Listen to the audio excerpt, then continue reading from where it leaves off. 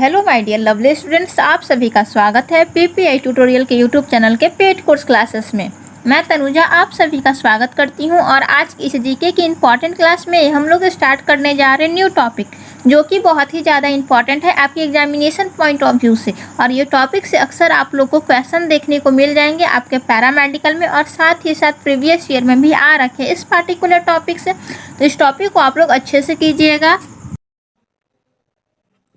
Good evening everyone, कैसे हो आप लोग? आई होप आप सभी लोग अच्छे होंगे, है ना? और स्टडी भी अच्छी चल रही होगी। आज की क्लास काफ़ी इंटरेस्टिंग होगी, क्योंकि आज की क्लास में हम लोग जीके के यानी सामान्य ज्ञान के मोस्ट इम्पॉर्टेंट क्वेश्चंस करने वाले हैं, जो कि आपके बिहार पैरामेडिकल के लिए बहुत ही ज़्यादा महत्वपूर्ण है। तो आज की इस लाइव क्लास में सभी बच्चे अच्छे से जीके का क्लास करेंगे, और जितना भी यहाँ पे थ्योरी क्लासेस बताई जाती है क्वेश्चंस के रिगार्डिंग थ्योरी, वो सारे को आप लोगों को नोट करते हुए चलना है, क्योंकि जो भी आपको यहाँ पीपीआई पे बताया जाता है वो रियल एंड जेन्युइन रहता है, जो कि आपके एग्ज़ाम में बहुत ही ज़्यादा हेल्प करेगी। इसलिए कोई भी पॉइंट को आप लोग नेगलेक्ट मत कीजिएगा। और जो भी बच्चे को लगता है कि मैम तो प्रीवियस ईयर करवा रही हैं या फिर ये प्रीवियस ईयर का क्वेश्चंस है, तो उन लोगों को मैं एक बात बता दूं कि जिस तरह से बिहार पैरामेडिकल का जो बैकबोन होता है वो प्रीवियस ईयर ही है। तो आप लोग जो भी न्यू स्टूडेंट हैं, ओल्ड स्टूडेंट को तो सब लोगों को पता है कि प्रीवियस ईयर कितना ज़्यादा इम्पॉर्टेंट है, बहुत ही ज़्यादा इम्पॉर्टेंट है।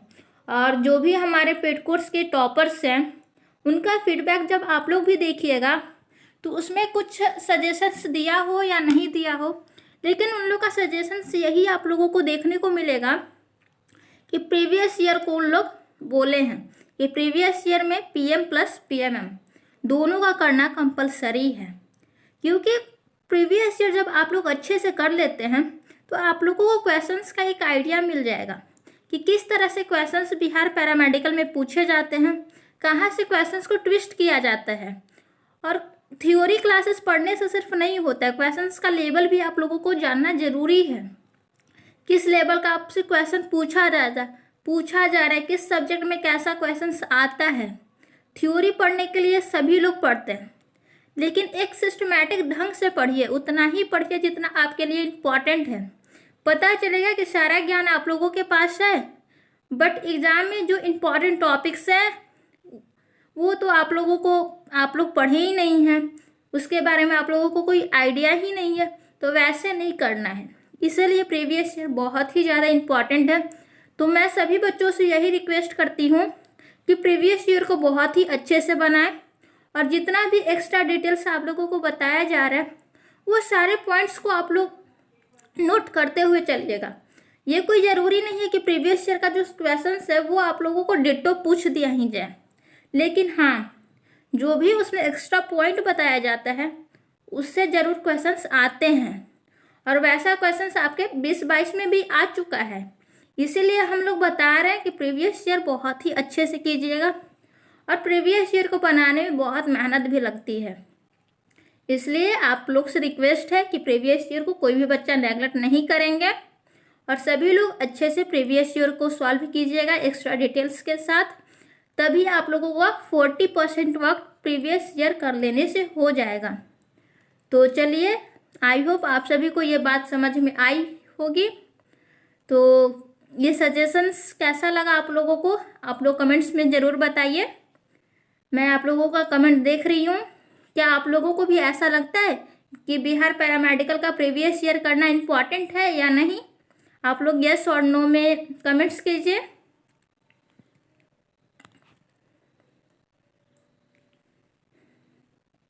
तो वेरी गुड, जो भी बच्चे प्रीवियस ईयर को इम्पोर्टेंस देते हैं वो सही गाइडलाइन और सही रास्ते पे चल रहे हैं, और जो भी बच्चे अभी पैरामेडिकल का प्रीवियस ईयर को नेगलेक्ट कर रहे हैं वो अभी से भी करना शुरू कर दीजिए, क्योंकि हर बार आपको सही गाइडलाइन नहीं मिलती है। और पीपीआई पे ट्रस्ट प्लस क्वालिटी आप लोगों को पता है, यहाँ पे आप दोनों को दोनों चीज़ प्रोवाइड की जाती है और जो भी आप लोगों को बताया जाता है वो रियल एंड जेन्युइन बताई जाती है। इसलिए प्लीज़ आप लोग अच्छे से प्रीवियस ईयर को बनाइए और अपना रिजल्ट बहुत ही बेहतरीन कर सकते हैं। तो चलिए अब आज की क्लास को शुरू करते हैं। और आज की क्लास का बहुत ही ज़्यादा इम्पोर्टेंट क्वेश्चन है हमारा, सिस्मिक तरंगों का संबंध है। आप सभी बच्चों को बताना है सिस्मिक तरंगों का संबंध है। ऑप्शन है हमारा समुद्र, ऑप्शन बी है अवरक्त क्षेत्र, ऑप्शन सी है परावैंगनी क्षेत्र, ऑप्शन डी है भूकंप।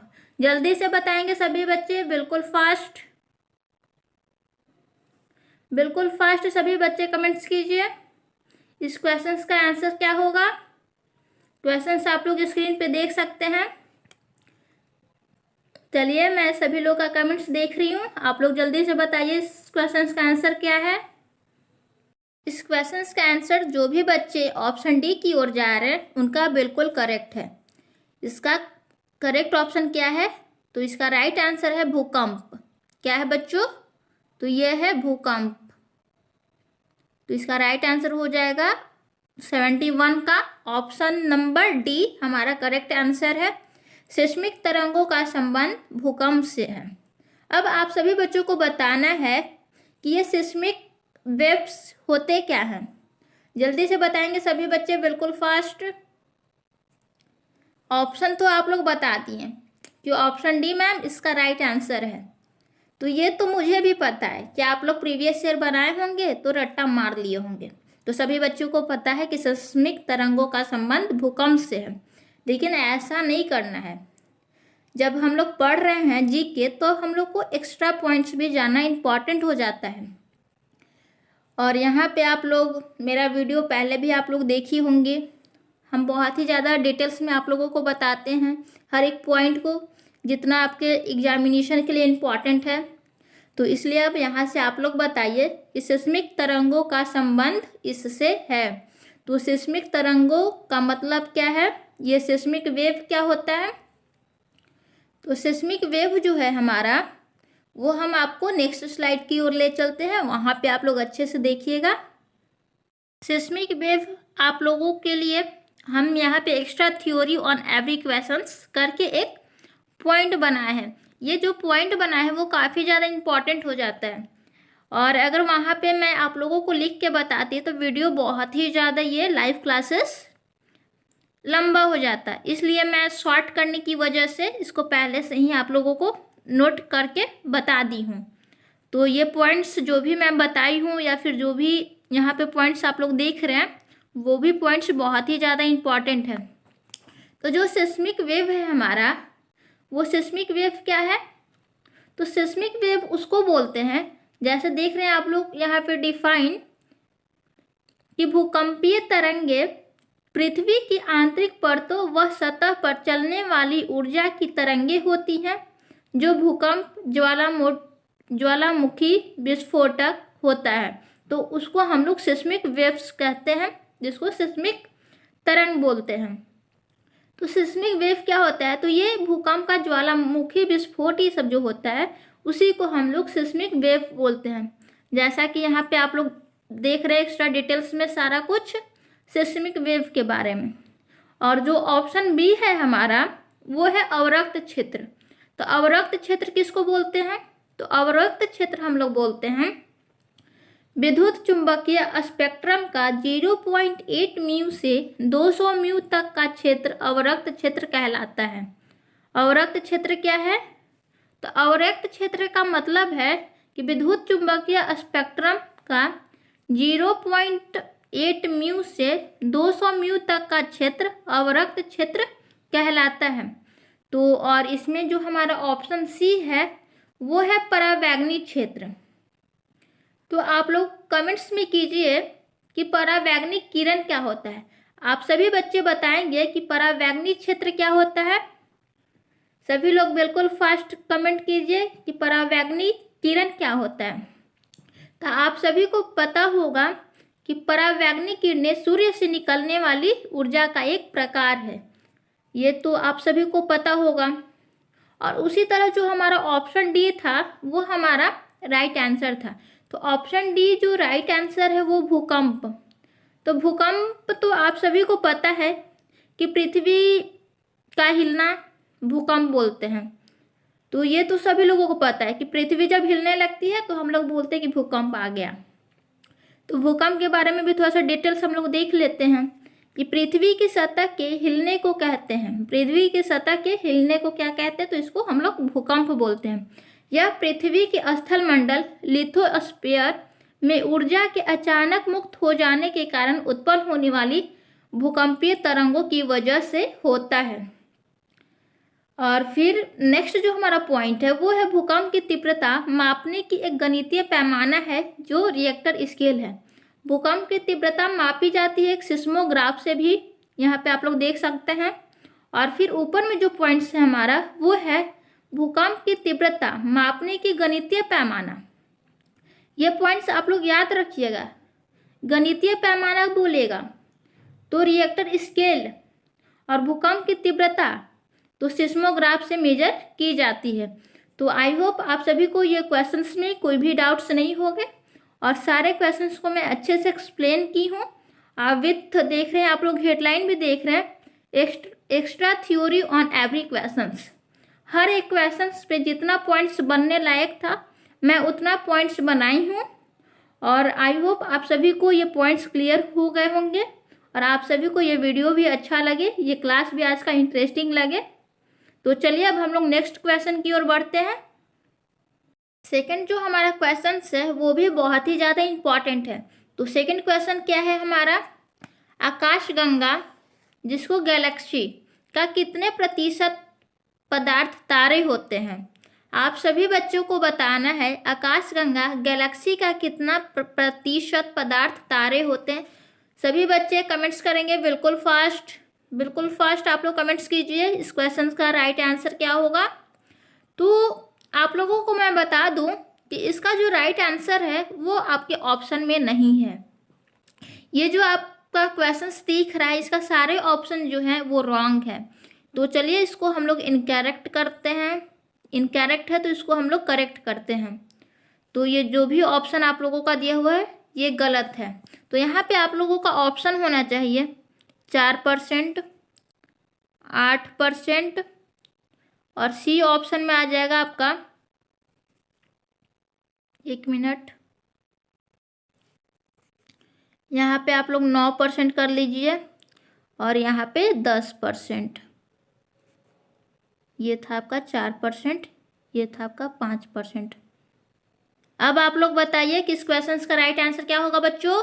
आप लोग बिल्कुल फास्ट कमेंट्स कीजिए। आकाशगंगा गैलेक्सी का कितने प्रतिशत पदार्थ तारे होते हैं? ऑप्शन है हमारा 4%, 5%, 9%, 10%। आप सभी बच्चे बिल्कुल फास्ट कमेंट कीजिए इस प्यारे से क्वेश्चन का आंसर क्या होगा बच्चों। आप लोग कमेंट्स कीजिए जल्दी। तो इस क्वेश्चन का ऑप्शन दिया हुआ गलत है और ये प्रत्येक साल आपके बिहार पैरामेडिकल में आप लोगों को देखने को मिलेंगे। 2 से 3 क्वेश्चंस ऐसा रहेगा कि या तो फिर दो ऑप्शन सही हो जाएंगे या फिर ऑप्शन ही करेक्ट नहीं रहेगा। तो इस तरह के बिहार पैरामेडिकल में क्वेश्चंस देखे जाते हैं। तो ये कोई बड़ी बात नहीं है, नॉर्मल हो चुका है। इसलिए इसमें आप लोग कोई भी टिक लगाइएगा तो अगर सबका रॉन्ग ही होगा तो इसलिए कोई प्रॉब्लम नहीं है। तो आप लोग अब बताइए कि इसका राइट आंसर क्या होगा। तो जो भी बच्चे ऑप्शन ए की ओर आ रहे हैं, जो भी बच्चे इस क्वेश्चन का ऑप्शन ए दे रहे हैं 4%, उनका बिल्कुल करेक्ट है, वेरी गुड। जो भी बच्चे ऑप्शन ए दे रहे हैं उनका बिल्कुल राइट है, वेल डन, बहुत बढ़िया। तो चलिए इसके बारे में भी थोड़ा सा डिटेल्स हम लोग देखते हैं कि आकाशगंगा गैलेक्सी क्या है। तो यहाँ पे आप लोग देख सकते हैं, यहाँ पे पॉइंट्स आप लोगों को दिया हुआ है कि प्रत्येक आकाशगंगा में अनुमानतः 100 अरब तारे होते हैं। तो अगर देखा जाए तो आपका 4% तारे ही आपके पदार्थ के रूप में होता है।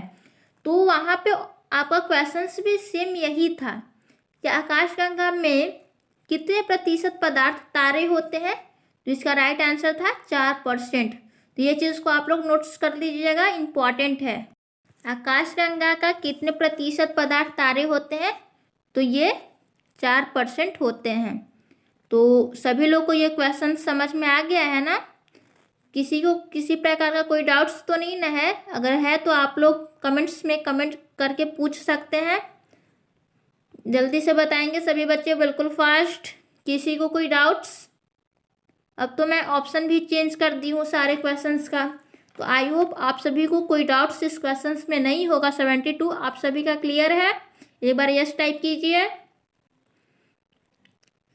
तो प्रत्येक आकाशगंगा में अनुमानतः कितना तारे होते हैं? तो ये 100 अरब तारे होते हैं।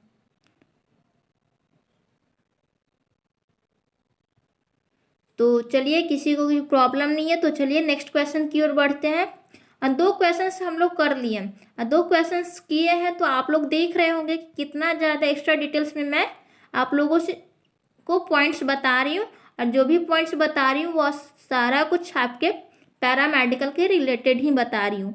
कोई भी पॉइंट्स इम्पॉर्टेंट सभी पॉइंट्स हैं। तो चलिए नेक्स्ट क्वेश्चन जो हमारा है 73, ये भी क्वेश्चन बहुत ही ज़्यादा इम्पॉर्टेंट है।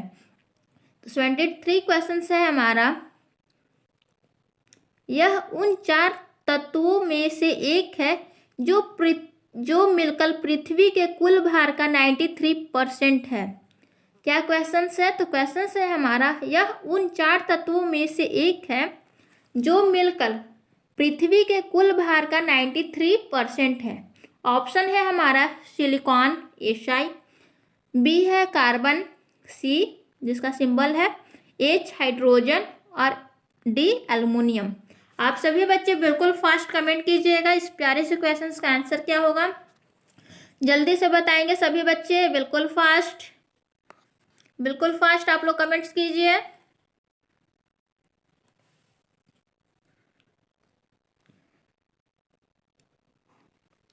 जल्दी से बताएंगे सभी बच्चे, बिल्कुल फास्ट। तो वेरी गुड। जो भी बच्चे ऑप्शन ए और ऑप्शन डी की ओर जा रहे हैं उन दोनों का राइट होगा। इसमें अब आप लोगों को प्रॉब्लम भी होगा कि ऑप्शन ए और ऑप्शन डी कैसे राइट होगा।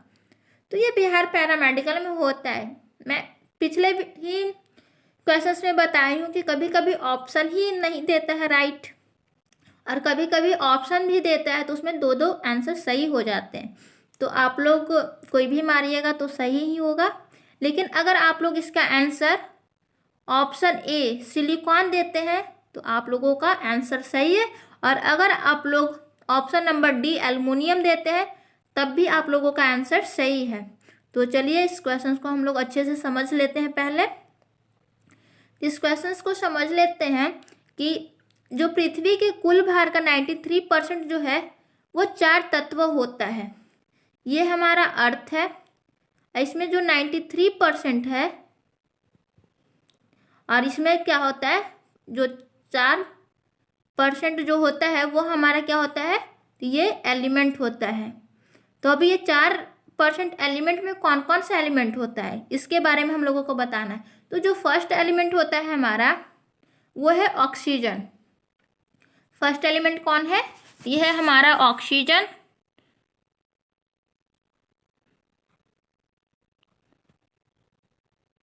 ऑक्सीजन है, और ये कितना परसेंट रहता है? ये 46.6% होता है। और सेकंड जो हमारा एलिमेंट है वो है सिलिकॉन, और इसका कितना परसेंटेज है? तो ये है 27.7%। और थर्ड जो ऑप्शन है हमारा वो है एल्युमिनियम, और एल्युमिनियम का परसेंट होता है 81%। और उसके बाद होता है आयरन, Fe जिसको बोलते हैं, ये हमारा 5% है। तो यहाँ से आप लोग देख रहे होंगे कि सबसे ज़्यादा परसेंटेज तो है एल्युमिनियम का। तो इस क्वेश्चन का तो राइट आंसर एल्युमिनियम होना चाहिए।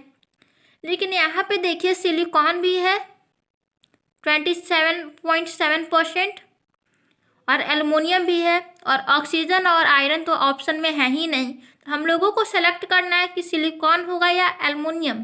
तो अगर इस चार्ट के अकॉर्डिंग देखा जाए तो इस क्वेश्चन का राइट आंसर होना चाहिए एल्युमिनियम। लेकिन अगर आप लोग हमसे पूछते हैं कि इस क्वेश्चन का राइट आंसर क्या होगा, तो मैं तो यही सजेस्ट करूँगी कि आप लोग सिलिकॉन को टिक कीजिएगा, क्योंकि दो ऑप्शन में अगर फर्स्ट वाला ऑप्शन सही होता है तो हम लोग उसी को प्रेफरेंस देते हैं। तो इसलिए इस क्वेश्चन का आंसर ऑप्शन ए भी हो जाएगा सिलिकॉन, और ऑप्शन डी भी हो जाएगा एल्युमिनियम। तो यहाँ पे आप लोगों का ऑप्शन दो सही है। तो आई होप आप सभी लोग ये क्वेश्चंस भी अच्छे से समझ लिए होंगे। और यहाँ पे सिलिकॉन और एल्युमिनियम ही है, हाइड्रोजन और कार्बन तो किसी भी हाल में होगा ही नहीं ये दोनों। तो और सिलिकॉन और एल्युमिनियम दोनों इस क्वेश्चन का आंसर हो जाएगा।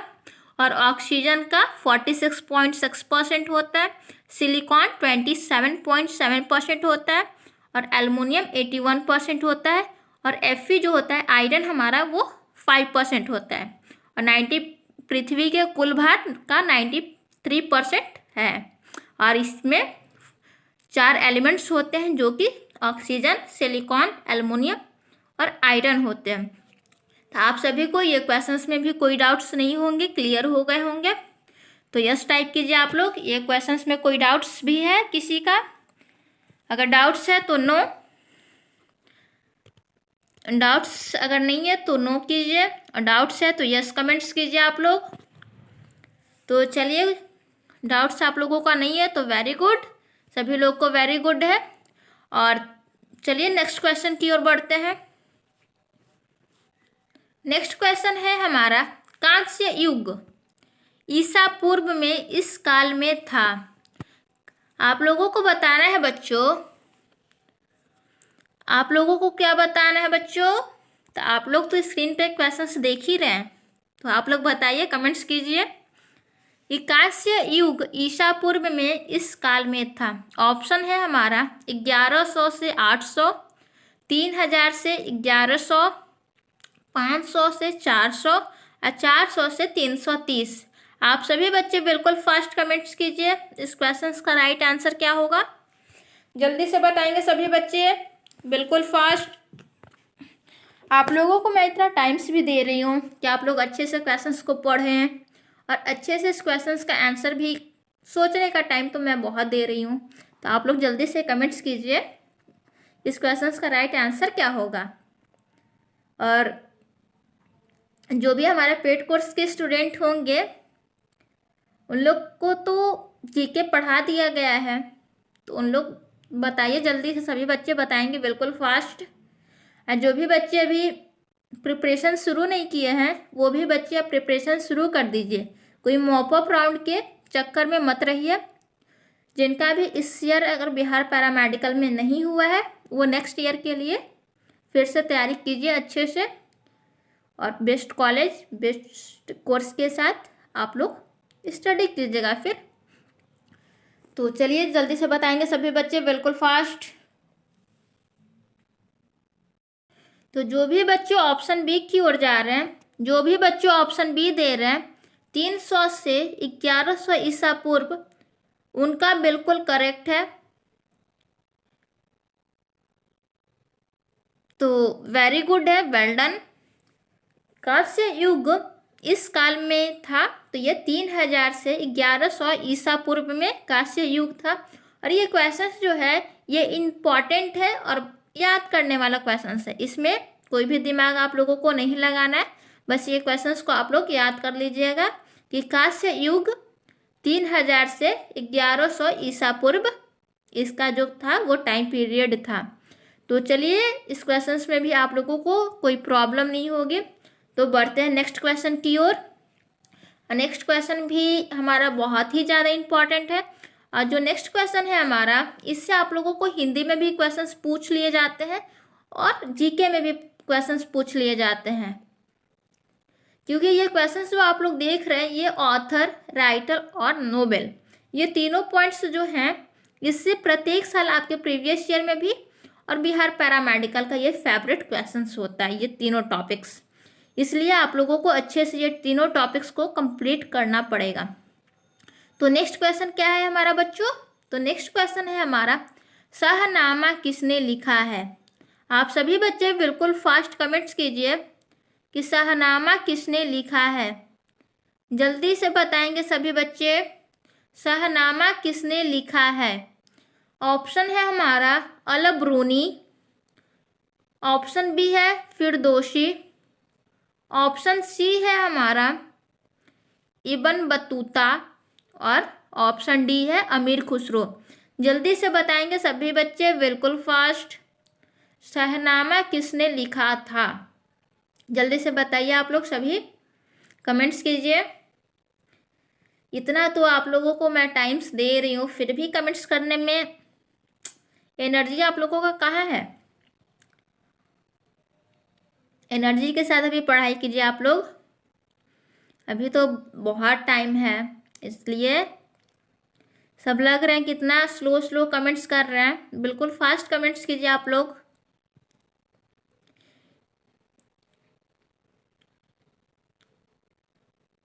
तो जो भी बच्चे ऑप्शन बी की ओर जा रहे हैं, वेल डन।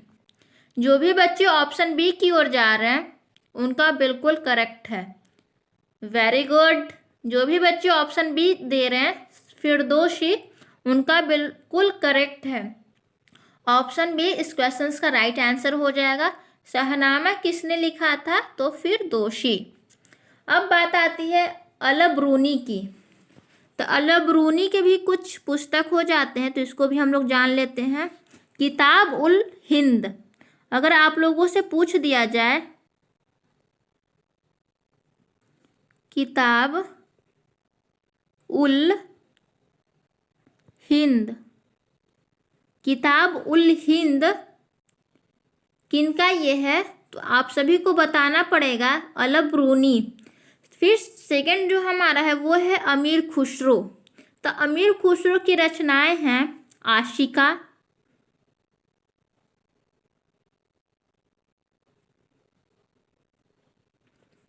फिर सेकंड है तुगलकनामा,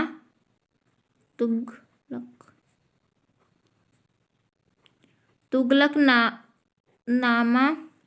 और फिर नेक्स्ट है किरान उस सादेन। एक और कौन सा बुक है? तो चलिए अच्छे से इसको भी बता देते हैं, किरान उस सादेन, किरान उस सादेन। तो ये क्वेश्चंस बिहार पैरामेडिकल के लिए बहुत ही ज़्यादा इम्पॉर्टेंट हो जाता है, और एक तरह से बोलिए तो ये क्वेश्चंस जो है वो पैरामेडिकल का फेवरेट है।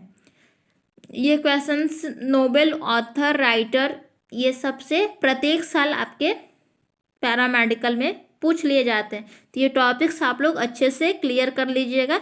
ये हमारे तरफ से एक्स्ट्रा टिप्स समझिए इसको। तो अल ब्रूनी की कौन सी बुक थी? आप लोग कमेंट्स कीजिए, अब तो मैं बता चुकी हूँ। जल्दी से बताएंगे सभी बच्चे। क्या आप लोग यहाँ पे कॉन्सेंट्रेट होके पढ़ रहे हैं? अगर कॉन्सेंट्रेट आप लोग हैं तो आप लोग को याद हो गया होगा कि अल ब्रूनी की कौन सी पुस्तक है। तो ये है किताब उल हिंद। कौन सा था बच्चों?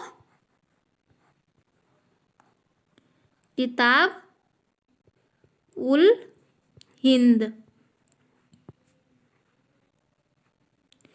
तो चलिए, वेरी गुड। सभी लोग अच्छे से पढ़िए और मेहनत कीजिए, तभी सक्सेस का मज़ा है। बिना मेहनत किए किसी को सफलता नहीं मिली है। तो इसलिए आप लोग भी मेहनत कीजिए, और उसके बाद जब आप लोगों का रिजल्ट्स आएगा तो आप लोग बहुत खुश होइएगा।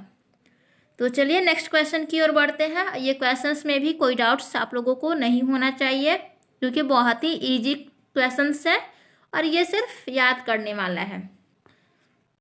तो चलिए नेक्स्ट क्वेश्चन है हमारा, कांग्रेस ने कब पूर्ण स्वराज की घोषणा की? सभी बच्चे बिल्कुल फास्ट कमेंट कीजिए। कांग्रेस ने कब पूर्ण स्वराज की घोषणा की? ऑप्शन है हमारा 1920, 1916, 1929, 1947। सभी बच्चे बिल्कुल फर्स्ट कमेंट करेंगे इस प्यारे से क्वेश्चंस का आंसर क्या होगा, जल्दी से बताएंगे सभी बच्चे।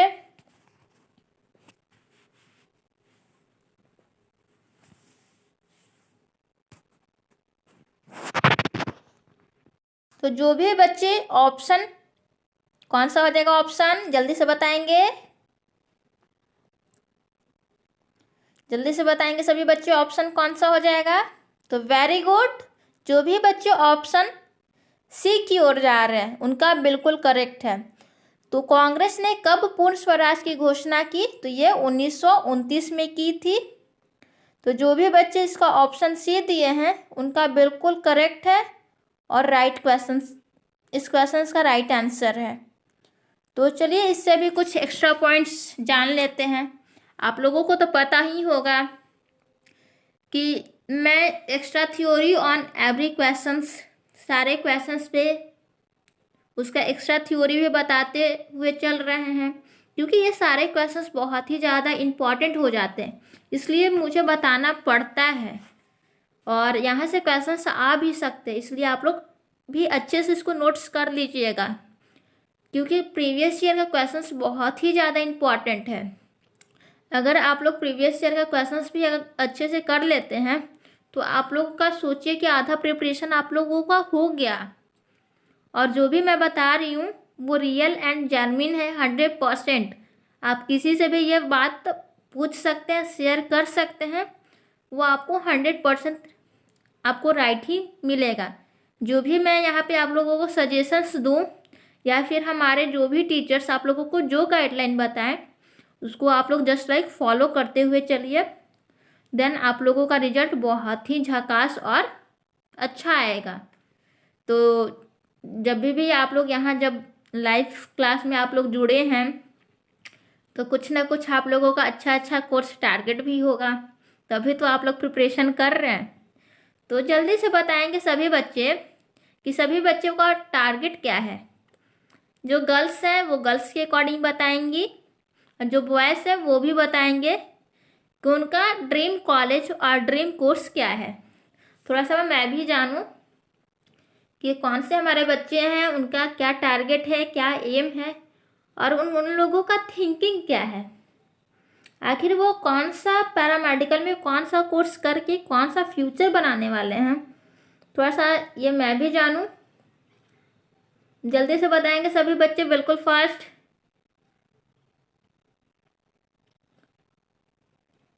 तो चलिए आप लोगों का जो भी ड्रीम कॉलेज है, ड्रीम कोर्स है, वेल डन, बहुत बढ़िया आ रहा है कमेंट्स। तो मैं तो यही सजेशंस दूंगी कि जो भी गर्ल्स हैं वो जीएनएम कीजिए, बेस्ट है गर्ल्स के लिए, जीएनएम कर सकती हैं या फिर फार्मेसी भी कर सकती हैं। तो जीएनएम और फार्मेसी दोनों अच्छा है गर्ल्स के लिए। तो आप लोग वो आपके चॉइस के ऊपर डिपेंड करता है कि आपको किस फील्ड में ज़्यादा इंटरेस्ट है। अगर नर्सिंग के फील्ड में है तो आप लोग जीएनएम कर सकती हैं, और अगर मेडिकल ये सब से रिलेटेड है, मेडिसिन ये सब से, तो आप लोग फार्मेसी भी कर सकती हैं। तो चलिए वेरी गुड है। और लड़का लोग फार्मेसी कीजिए, आप लोग रेडियोलॉजी तो न्यू कोर्स हो जाते हैं बट वो भी कोर्स सही है। फार्मेसी कीजिए, लैब टेक्नीशियन कीजिए, ओटी असिस्टेंट कीजिए, ये सब बॉयज़ के लिए बहुत ही अच्छा कोर्स पैरामेडिकल के फील्ड में माने जाते हैं। तो आई होप आप सभी लोग एक अच्छा कोर्स सोच के ही आप लोग तैयारी करना शुरू किए होंगे, क्योंकि एक टारगेट और एम बनाना बहुत ही ज़रूरी होता है लाइफ में। जब तक आपका टारगेट और एम नहीं होगा तब तक आप लोग कुछ नहीं कर सकते हैं। इसलिए एक टारगेट बना के हुए आप अपना प्रिपरेशन कीजिएगा कि हाँ मैं पैरामेडिकल फील्ड में आई हूँ तो हाँ मुझे जीएनएम करना है तो करना है, अब जैसे भी हो तो हमको वो चाहिए तो चाहिए। इस तरह से अगर आप लोग कीजिएगा ना तो हाँ एक बार में सफलता नहीं मिलेगी, सेकंड बार में मिलेगी, लेकिन संघर्ष आप लोग करते हुए रहिए, आप लोगों को सफलता ज़रूर मिलेगी। तो चलिए अब हम लोग क्वेश्चंस पे आते हैं। तो इसका आंसर क्या था बच्चों, तो वो था 1929। कांग्रेस ने कब पूर्ण स्वराज की घोषणा की, तो ये 1929। तो इसका डेट भी जानना इम्पॉर्टेंट हो जाता है। तो डेट हो जाएगा हमारा 31 दिसंबर 1929 को। इसके बारे में थोड़ा सा डिटेल्स भी जान लीजिए। ये कहाँ हुआ था? तो ये जो हुआ था हमारा पंजाब प्रांत की राजधानी लाहौर में। ये कहाँ हुआ था? तो ये हुआ था लाहौर में। लाहौर किसकी राजधानी थी? तो ये पंजाब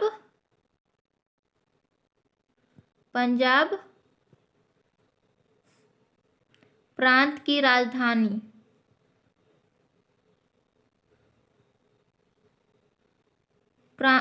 पंजाब प्रांत की राजधानी लाहौर में हुआ था।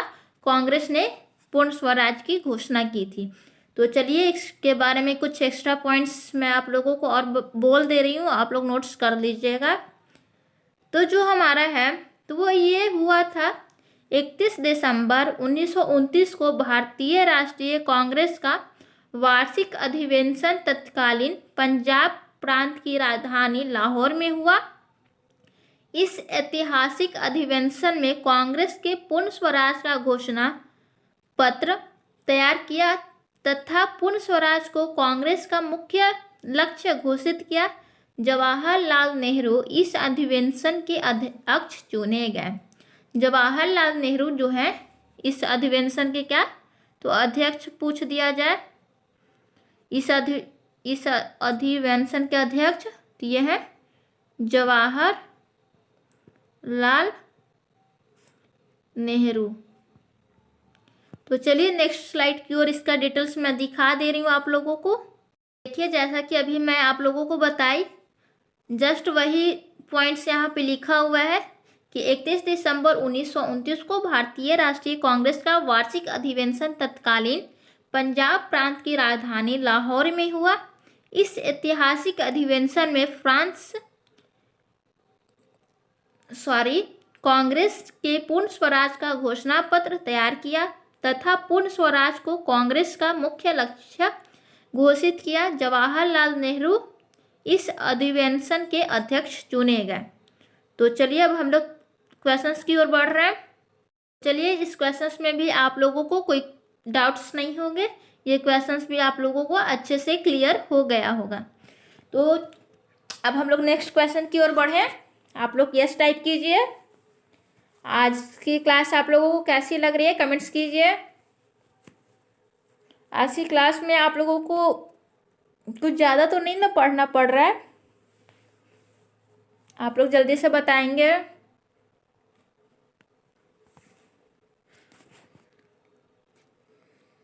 ठीक है, वेरी गुड।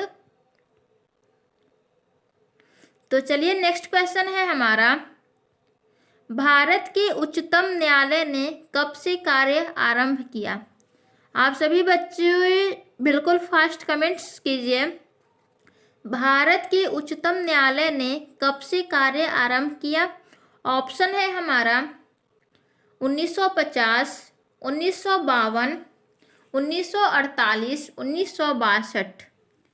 सभी बच्चे बिल्कुल फास्ट कमेंट्स करेंगे। इस प्यारे से क्वेश्चन का आंसर क्या हो जाएगा जल्दी से बताएंगे सभी बच्चे।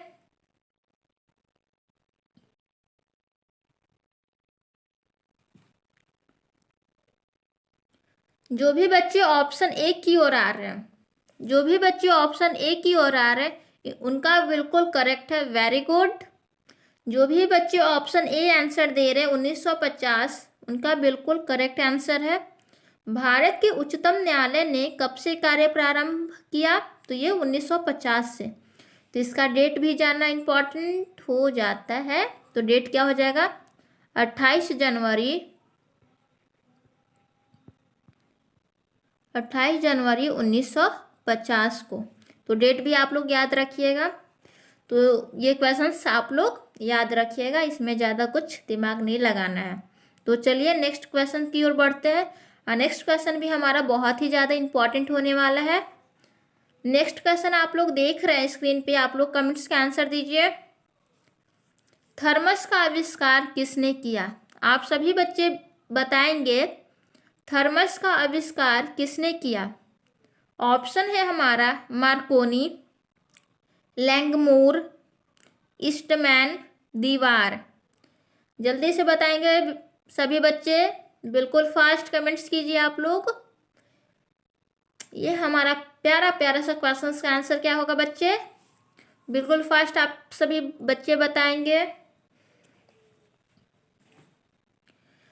तो वेल डन। जो भी बच्चे ऑप्शन डी की ओर आ रहे हैं, जो भी बच्चे ऑप्शन डी की ओर आंसर दे रहे हैं, उनका बिल्कुल करेक्ट है। इस क्वेश्चन का राइट आंसर क्या हो जाएगा, तो दीवार। थर्मस का आविष्कार किसने किया, तो ये दीवार ने किया। तो इनका पूरा नाम क्या है दीवार का, तो ये जेम्स दीवार नाम है, जेम्स दीवार। एक मिनट, ये क्या हो गया, इनका पूरा नाम है जेम्स दीवार। तो चलिए बताएंगे यहाँ से मार्कोनी। मार्कोनी के बारे में थोड़ा सा आप लोग कमेंट्स कीजिए। तो ये मार्कोनी कौन है, जल्दी से बताएंगे सभी बच्चे, बिल्कुल फास्ट। अच्छा पहले ये आप लोग बताइए कि मार्कोनी का पूरा नेम बताइए, कमेंट्स कीजिए। तो आप लोग आंसर तो आप सभी लोग फटाफट दे रहे हैं, क्योंकि आप लोगों को पता है हमको कि आप लोग प्रीवियस ईयर बना चुके हैं।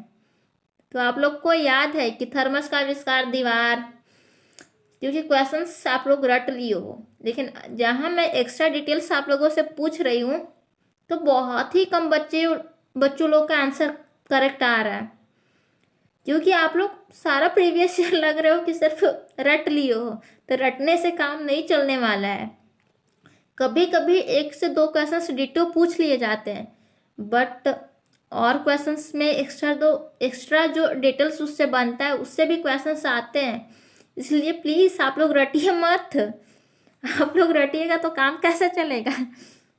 ऐसे तो जीके सही बात है, रटने वाला सब्जेक्ट है, बट प्रीवियस ईयर को आप लोग मत रट्टा मार लीजिए। आप लोग सभी लोग थोड़ा सा सीरियस होके पढ़िए, आप लोग बच्चे नहीं हैं। तो मार्कोनी के बारे में आप लोग बताइए, जल्दी से बताएंगे सभी बच्चे। तो मार्कोनी का जो पूरा नेम होता है वो होता है, जल्दी से बताइए,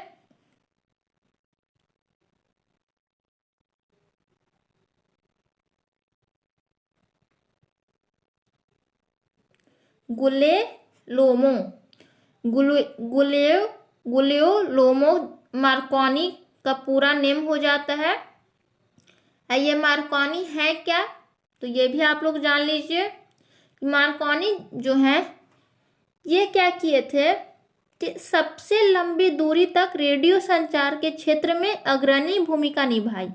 उसने एक नियम दिया जिसे मार्कोनी का नियम कहते हैं। एक तो आप लोग पढ़े होंगे मार्कोनी का नियम, तो उससे भी पकड़ सकते हैं कि मार्कोनी जी एक नियम दिए थे, तो इन्हीं के नाम पर उसको मार्कोनी का नियम बता दिया गया। और इनका एक और कोशिश किया हुआ था कि सब लंबी दूरी तक रेडियो संचार, तो रेडियो संचार था तो वो उसमें कोई किसी प्रकार का कोई तार नहीं था, वो बिना वायर का था, उसमें तार नहीं था, और रेडियो संचार के क्षेत्र में अग्रणी भूमिका निभाई। तो यही मार्कोनी जी किए थे, एक नियम दिए जिसको मार्कोनी का नियम बोल दिया गया। और सेकंड जो हमारा पॉइंट है वो लंबी दूरी तक रेडियो संचार के क्षेत्र में अग्रणी भूमिका निभाई। तो सभी लोगों को ये क्वेश्चंस में भी कोई डाउट्स नहीं होंगे। तो चलिए अब हम लोग नेक्स्ट क्वेश्चन की ओर बढ़ते हैं, और नेक्स्ट क्वेश्चन भी हमारा बहुत ही ज़्यादा इम्पॉर्टेंट है। जोड़ों के आंतरिक भागों के निरीक्षण के लिए इसका उपयोग किया जाता है। जल्दी से बताएंगे सभी बच्चे, बिल्कुल फास्ट। इस प्यारे से क्वेश्चन का आंसर क्या होगा, ऑप्शन है हमारा अल्गोमीटर, ऑर्थोस्कोप, ऑक्सोमीटर, कोलोस्कोप। जल्दी से बताएंगे सभी बच्चे, बिल्कुल फास्ट कमेंट्स कीजिए आप लोग।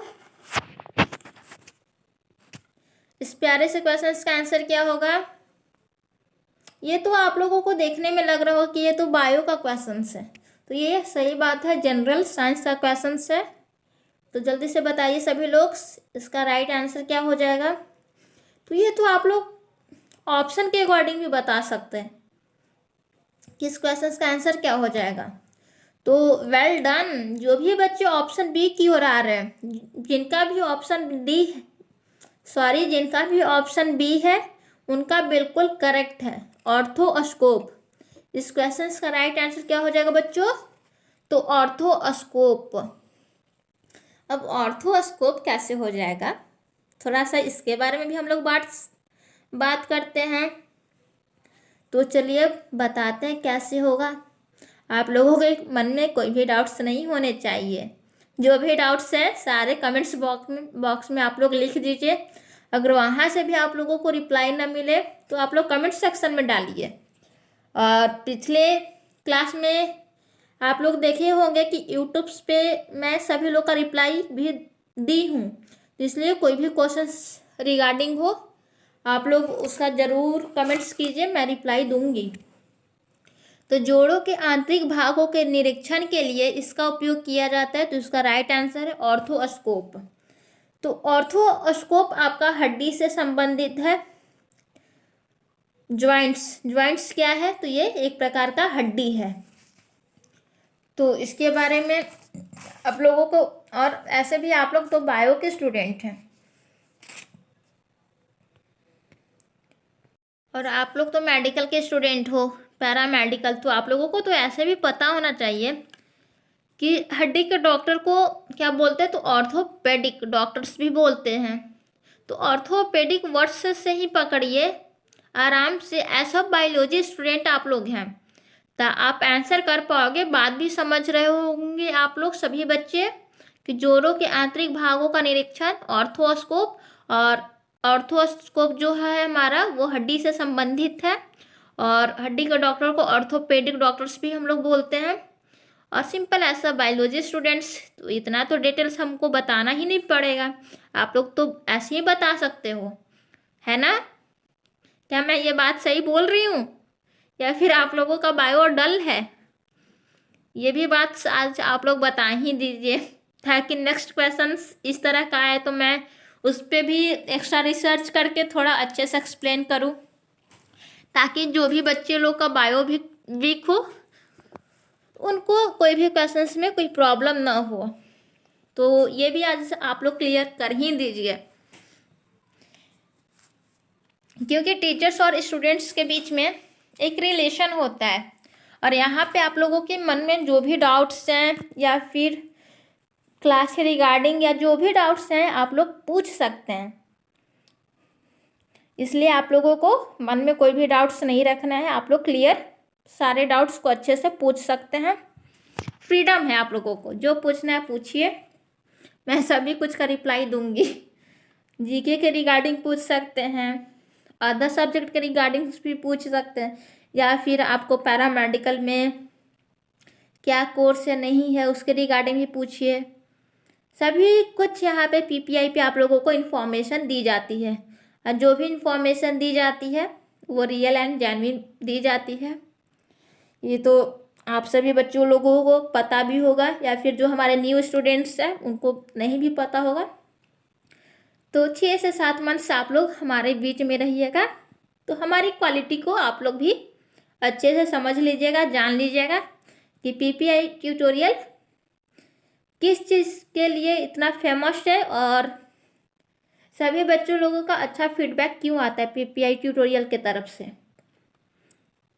तो कोई नहीं, धीरे धीरे आप लोगों को भी पता चलेगा, और जो चीज़ अच्छा होता है उसको कहने की ज़रूरत नहीं पड़ता है, इसीलिए आप लोगों को अपने आप रियलाइज होगा कि क्या बेस्ट है और क्या ख़राब है।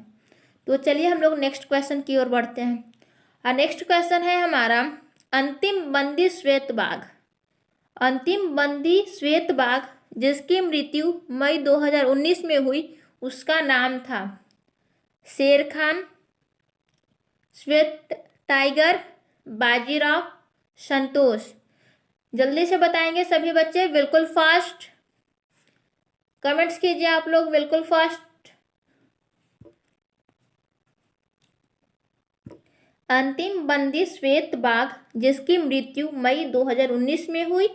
ये जो आपका क्वेश्चंस है वो करंट अफेयर्स क्वेश्चंस है। तो ये 2019 के करंट अफेयर्स के अकॉर्डिंग आप लोगों को आंसर देना है। तो आप लोगों को पता होगा कि जीके में करंट अफेयर्स रिलेटेड भी क्वेश्चंस पूछ लिए जाते हैं। 2 से 3 क्वेश्चंस आपका करंट अफेयर भी रहता है, इसलिए थोड़ा बहुत आप लोग पेपर्स, न्यूज़पेपर ये सब देखा कीजिए, न्यूज़ चैनल ये सबको थोड़ा बहुत आप लोग फॉलो करते हुए रहिएगा। तो जो भी बच्चे ऑप्शन सी की ओर जा रहे हैं उनका बिल्कुल करेक्ट है। इस प्यारे से क्वेश्चन का आंसर क्या हो जाएगा? तो option C, well done. Current affairs पे भी आप लोग अच्छे से ध्यान दीजिएगा। तो ये क्वेश्चंस भी आप लोग याद रखना है तो रख लीजिएगा, लेकिन उतना ज़्यादा इम्पॉर्टेंट नहीं हो जाता है। 2023 के लिए ये क्वेश्चंस इम्पॉर्टेंट नहीं हो जाते, क्योंकि ये 2019 का करंट अफेयर्स है, तो इतना पुराना करंट अफेयर्स नहीं पूछता। बहुत ज़्यादा तो 1 से 2 साल के करंट अफेयर्स पूछ लिए जाते हैं। तो चलिए अब हम लोग नेक्स्ट क्वेश्चन की ओर बढ़ते करते हैं। और नेक्स्ट क्वेश्चन है हमारा, ये क्वेश्चंस भी आपका बायो है। तो जिनका भी बायोलॉजी अच्छा होगा वो तो जल्दी से बताएंगे ना फटाफट। मानव शरीर में लगभग कितनी कोशिकाएं हैं? जल्दी से बताएंगे सभी बच्चे, बिल्कुल फास्ट। तो देखिए बच्चों मैं पहले ही एक बात क्लियर कर दे रही हूँ।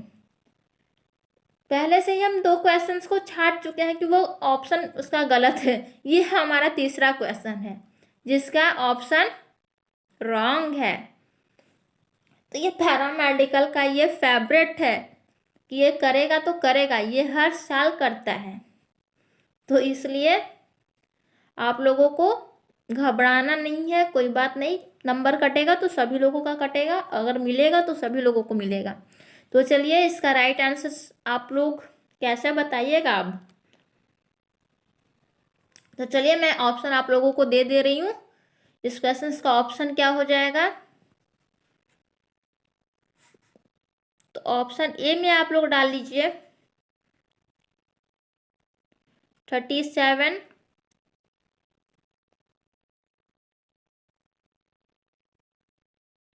3700। ऑप्शन बी हो जाएगा 10 बिलियन।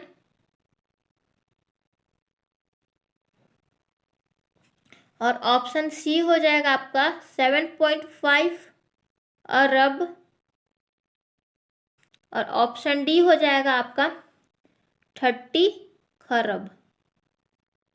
चलिए इस ऑप्शन के अकॉर्डिंग से आप लोग कमेंट्स कीजिए कि मानव शरीर में लगभग कितनी कोशिकाएं हैं। जल्दी से बताएंगे सभी बच्चे। इस प्यारे से क्वेश्चन का आंसर क्या हो जाएगा? तो वेल डन। जो भी बच्चे ऑप्शन डी की ओर आ रहे हैं उनका बिल्कुल करेक्ट है, बहुत बढ़िया। ऑप्शन डी इस क्वेश्चन का राइट आंसर हो जाएगा 30 खरब। तो मानव शरीर में 30 खरब कोशिकाएं हैं। तो ये भी क्वेश्चन आपका गलत हो जाएगा क्योंकि इसमें करेक्ट आंसर नहीं दिया हुआ है। तो चलिए एक्सप्लेन भी मैं आप लोगों को कर दी हूँ। तो ऐसे जब आप लोग देखिएगा तो इसमें 37 ट्रिलियन होता है। तो 37 ट्रिलियन का मतलब क्या होता है? तो आप लोगों को पता होना चाहिए कि 1 ट्रिलियन जो होता है, 1 ट्रिलियन वो 100 खरब के बराबर होता है। 1 ट्रिलियन जो होता है वो 10 खरब के इक्वल होता है। अगर आप लोगों से कोई बोल दे कि 1 ट्रिलियन, तो आप लोग समझ लीजिए 10 खरब। तो उसी प्रकार यहाँ पे हो जाएगा आंसर कितना? 1 मिनट। तो चलिए यहाँ पे मैं लिख दे रही हूँ, कोशिका की खोज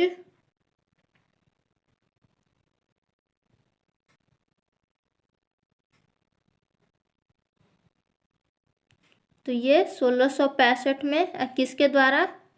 तो रॉबर्ट हुक।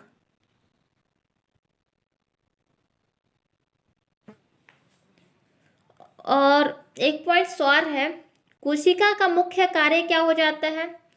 जल्दी से बताएंगे कि कोशिका का कार्य, कोशिका का मुख्य कार्य क्या होता है? तो ये प्रकाश संश्लेषण करना। कोशिका का मुख्य कार्य प्रकाश संश्लेषण करना हो जाता है। और इससे एक पॉइंट्स और बन जाते हैं कि मानव शरीर में सबसे अधिक पाया जाने वाला कोशिका लाल रक्त कोशिका है, जो उन कोशिकाओं का लगभग 80% है। मानव शरीर में सबसे अधिक पाया जाने वाला जो कोशिका है वो लाल रक्त कोशिका है। तो चलिए इस क्वेश्चंस में भी बहुत ही ज़्यादा डिटेल्स में मैं आप लोगों को बता दी। सेल के बारे में आप लोगों को 2-3 पॉइंट्स आप लोगों को क्लियर की। कोशिका शरीर के जीवन के लिए महत्वपूर्ण है। कोशिका की खोज 1665 में रॉबर्ट हुक ने की। मानव शरीर में लगभग 37 ट्रिलियन मीन्स 37 खरब कोशिकाएं पाई जाती है। कोशिका का मुख्य कार्य प्रकाश संश्लेषण करना है। मानव शरीर में सबसे अधिक पाया जाने वाला कोशिका लाल रक्त कोशिका है, जो लगभग 80% है। तो आई होप आप सभी को ये क्वेश्चंस में भी कोई प्रॉब्लम्स नहीं हुआ होगा। तो चलिए अब हम लोग नेक्स्ट क्वेश्चन की ओर बढ़ते रहे हैं। और नेक्स्ट क्वेश्चन भी हमारा बहुत ही ज़्यादा इम्पॉर्टेंट है। नेक्स्ट क्वेश्चन है हमारा मसूड़ों से संबंधित विशेषण है। जल्दी से बताएंगे सभी बच्चे। मसूड़ों से संबंधित विशेषण है। ऑप्शन है ओरल, क्रिनाल, जिंजीवल और हेमाल। जल्दी से बताएंगे सभी बच्चे, बिल्कुल फास्ट कमेंट्स कीजिए आप लोग। Well done. जो भी बच्चे ऑप्शन सी की ओर जा रहे हैं, जो भी बच्चे ऑप्शन सी दे रहे इस क्वेश्चन का आंसर बिल्कुल करेक्ट है। तो गम्स से रिलेटेड एडजेक्टिव है आपका जिंजीवल। गम्स से रिलेटेड एडजेक्टिव आपका क्या है? तो यह है जिंजीवल। तो चलिए इस क्वेश्चंस को भी आप लोग याद रखिएगा। नेक्स्ट क्वेश्चन है हमारा, द्वितीय ओलंपिक खेल कहाँ हुए थे? जल्दी से बताएंगे सभी बच्चे, बिल्कुल फास्ट। द्वितीय ओलंपिक खेल कहाँ हुए थे? ऑप्शन है हमारा ग्रीस, ऑप्शन बी है फ्रांस, ऑप्शन सी है यूके, ऑप्शन डी है यूएसए। जल्दी से बताएंगे सभी बच्चे, बिल्कुल फास्ट कमेंट्स कीजिए आप लोग। और ये क्वेश्चंस भी बिहार पैरामेडिकल का बहुत ही इम्पोर्टेंट क्वेश्चंस है और फेवरेट क्वेश्चंस है। इस प्रीवियस ईयर में आप लोग देख चुके होंगे कि एक बार पूछा था ओलंपिक खेल फर्स्ट टाइम कहाँ पे हुआ था। तो जो भी बच्चे इसका ऑप्शन बी की ओर जा रहे हैं, जो भी बच्चे ऑप्शन बी की ओर जा रहे हैं उनका बिल्कुल करेक्ट है। द्वितीय ओलंपिक खेल कहाँ हुआ था? तो यह फ्रांस में हुआ था। अब पहला कहाँ हुआ था ओलंपिक खेल? तो ये ग्रीस में हुआ था। फर्स्ट ओलंपिक ग्रीस में, सेकंड ओलंपिक फ्रांस में। तो चलिए अब हम लोग नेक्स्ट क्वेश्चन की ओर बढ़ रहे हैं। नेक्स्ट क्वेश्चन भी बहुत ही ज़्यादा इम्पॉर्टेंट है और प्रीवियस ईयर करना भी इम्पॉर्टेंट है। तो जल्दी से बताएंगे सभी बच्चे, बिल्कुल फास्ट। फाइट इस खेल के लिए विश्व भर में आयोजन करने वाला सर्वोच्च संगठन है। जल्दी से बताएंगे सभी बच्चे, बिल्कुल फास्ट। ऑप्शन है फुटबॉल, ऑप्शन बी है हॉकी, ऑप्शन सी है टेनिस, ऑप्शन डी है शतरंज। जल्दी से बताएंगे सभी बच्चे, बिल्कुल फास्ट। इस प्यारे से क्वेश्चन का आंसर क्या हो जाएगा?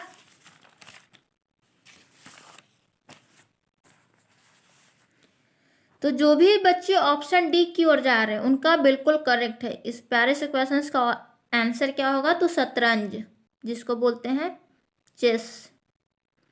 फाइट खेल जो है वो चेस के लिए है। और फाइट का आप लोग फुल फॉर्म बताइए, कौन बताएगा?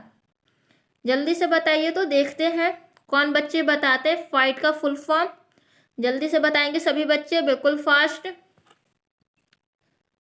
देखते हैं कौन बच्चे इंटेलिजेंट हैं, कौन किसको याद है फाइट का फुल फॉर्म। जल्दी से फटाफट कमेंट्स कीजिए तो सभी लोग। Well done. तो फाइट का फुल फॉर्म है हमारा देखिए, फेडरेशन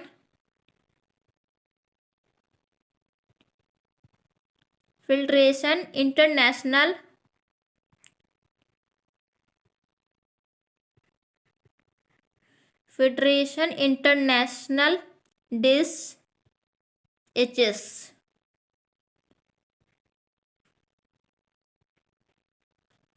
तो फाइट का फुल फॉर्म हो जाता है फेडरेशन इंटरनेशनल डिस एचएस। ये इंपॉर्टेंट हो जाता है, फुल फॉर्म भी आप लोग याद रखिएगा। तो चलिए अब हम लोग नेक्स्ट क्वेश्चन की ओर बढ़ रहे हैं, और नेक्स्ट क्वेश्चन भी बहुत ही ज़्यादा इंपॉर्टेंट है। सरकारी सेवा के लिए रैमन मैग्सेसे पुरस्कार से सम्मानित किया जाने वाला प्रथम व्यक्ति या महिला थी। जल्दी से बताएंगे सभी बच्चे, बिल्कुल फास्ट। ऑप्शन है हमारा किरण बेदी, ऑप्शन बी है देशमुख, ऑप्शन सी है शेषन और ऑप्शन डी है लिंगदे। जल्दी से बताएंगे सभी बच्चे, बिल्कुल फास्ट। सरकारी सेवा के लिए रैमन मैग्सेसे पुरस्कार से सम्मानित किया जाने वाला प्रथम व्यक्ति या महिला कौन थी या था? जल्दी से बताएंगे सभी बच्चे, बिल्कुल फास्ट।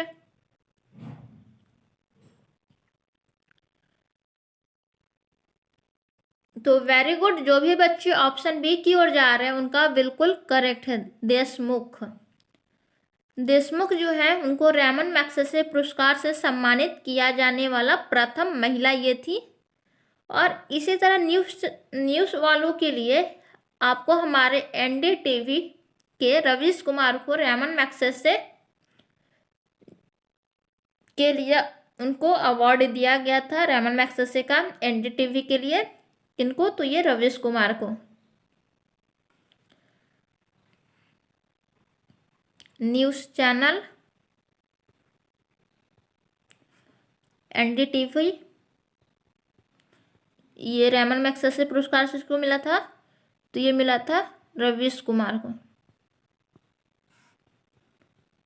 तो ये भी इम्पॉर्टेंट हो जाता है, आप लोग याद रखिएगा कि न्यूज़ वालों के लिए आपको हमारे एनडीटीवी के रवीश कुमार को रैमन मैग्सेसे जर्नलिज्म के लिए भी याद किया गया था। तो ये पॉइंट्स इंपॉर्टेंट हो जाता है। तो चलिए अब हम लोग नेक्स्ट क्वेश्चन की ओर बढ़ते हैं, और नेक्स्ट क्वेश्चन है हमारा, एड्स को आधिकारिक मान्यता कब दी गई है?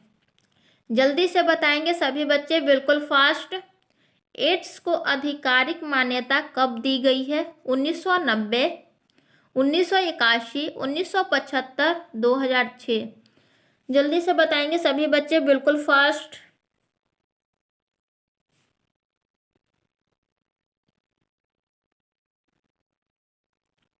तो वेरी गुड, जो भी बच्चे ऑप्शन बी की ओर जा रहे हैं उनका बिल्कुल करेक्ट है। ऑप्शन बी इस क्वेश्चन का राइट आंसर हो जाएगा। अब आप लोग एड्स का फुल फॉर्म बताइए, एड्स का फुल फॉर्म क्या होता है? जल्दी से कमेंट्स कीजिए तो आप लोग। एड्स का फुल फॉर्म क्या होता है? तो वेरी गुड, एड्स का फुल फॉर्म होता है एक्वायर्ड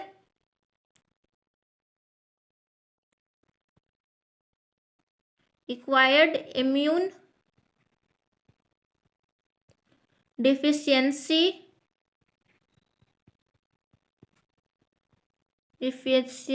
सिंड्रोम। एड्स का फुल फॉर्म क्या होता है बच्चों? तो ये होता है एक्वायर्ड इम्यून डिफिशियंसी सिंड्रोम। और आप लोग बताइएगा कि ये एड्स सबसे पहले कहाँ में हुआ था? तो एड्स जो है वो सबसे पहले आपको अफ्रीका के कांगो की राजधानी किनशासा में फैला था। कहाँ में ये फैला था? तो अफ्रीका के राजधानी अफ्रीका के कांगो की राजधानी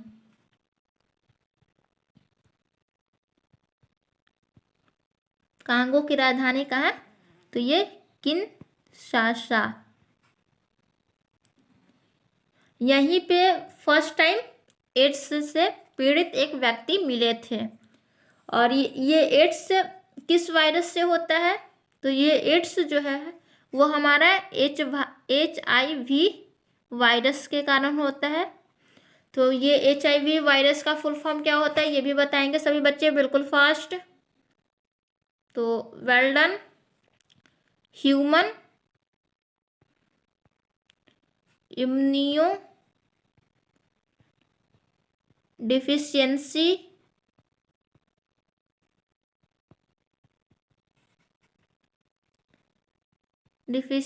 वायरस।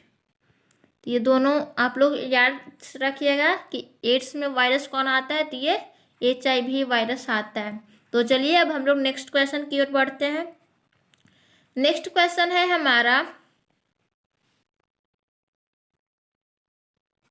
वीर सावरकर पतन कहाँ पर है? जल्दी से बताएंगे सभी बच्चे बिल्कुल फास्ट। वीर सावरकर पतन कहाँ पर है? ऑप्शन है नेपाल, पोर्ट ब्लेयर, सूरत, पुडुचेरी। जल्दी से बताएंगे सभी बच्चे बिल्कुल फास्ट, कमेंट्स कीजिए आप लोग। Well done. जो भी बच्चे ऑप्शन बी की ओर जा रहे हैं उनका बिल्कुल करेक्ट है। वीर सावरकर पतन कहाँ पर है? तो ये पोर्ट ब्लेयर में है। ये क्वेश्चंस को आप लोग याद रखिएगा, इसमें ज़्यादा कोई खास पॉइंट्स नहीं है। तो चलिए नेक्स्ट क्वेश्चन है हमारा, सेंट पीटर का बेसिलिका कहाँ पर है? जल्दी से बताएंगे सभी बच्चे बिल्कुल फास्ट। सेंट पीटर का बेसिलिका कहाँ पर है? ऑप्शन है हमारा UK, जर्मनी, वेटिकन शहर, कोलकाता। जल्दी से बताएंगे सभी बच्चे बिल्कुल फास्ट। Well done. जो भी बच्चे ऑप्शन सी की ओर आ रहे हैं उनका करेक्ट है। ऑप्शन सी वेटिकन टाउन जो है ये हमारा सेंट पीटर का बेसिलिका यहीं पर है। तो ये क्वेश्चंस भी आप लोग याद रखिएगा। तो चलिए नेक्स्ट क्वेश्चन की ओर बढ़ते हैं। नेक्स्ट क्वेश्चन है हमारा, गीत गोविंद किसने लिखी? जल्दी से बताएंगे सभी बच्चे बिल्कुल फास्ट कि गीत गोविंद किसने लिखी? जयदेव, कबीर, वाल्मीकि, दिनकर।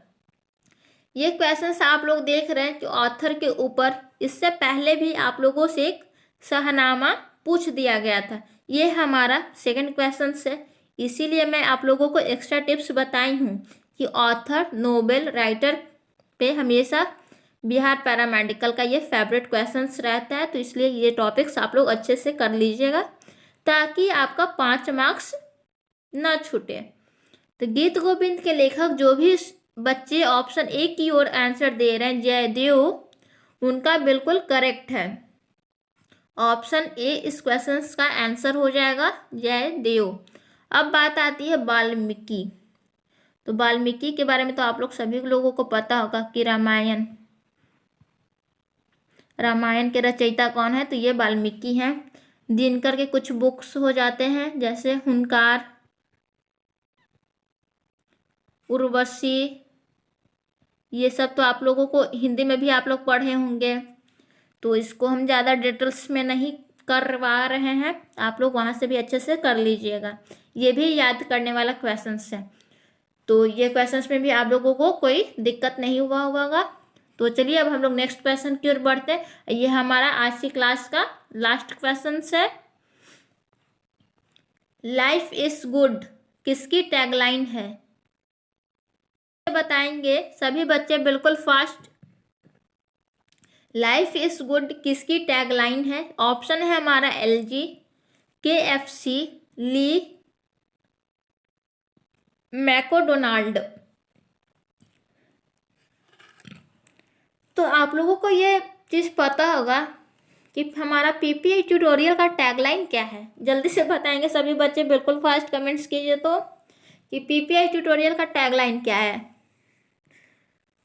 तो वेरी गुड। जैसे हमारे चैनल PPI ट्यूटोरियल का टैगलाइन है quality with trust. Quality with trust, ये हमारा PPI ट्यूटोरियल का टैगलाइन है हमारा। गुणवत्ता भरोसा के साथ, ये हमारा टैगलाइन है। इसी तरह आप लोगों को बताना है कि लाइफ इज गुड किसकी टैगलाइन है। तो लाइफ इज गुड जो टैगलाइन हमारा वो है एलजी का है। लाइफ इज गुड किसकी टैगलाइन है, तो ये हमारा एलजी की है। तो इस टाइप के भी क्वेश्चंस बहुत ही कम देखे जाते हैं बट पूछ लिए जाते हैं। तो जो भी बच्चे यहाँ जुड़े हुए हैं, और क्वेश्चंस का सीरीज आज में हमारा समाप्त होता है। आज के क्वेश्चंस में हम लोग 71 से 90 क्वेश्चंस आज की क्लास में हम लोग किए हैं। और सारे क्वेश्चंस आप लोगों को कैसे लगे आप लोग कमेंट्स में ज़रूर बताइएगा।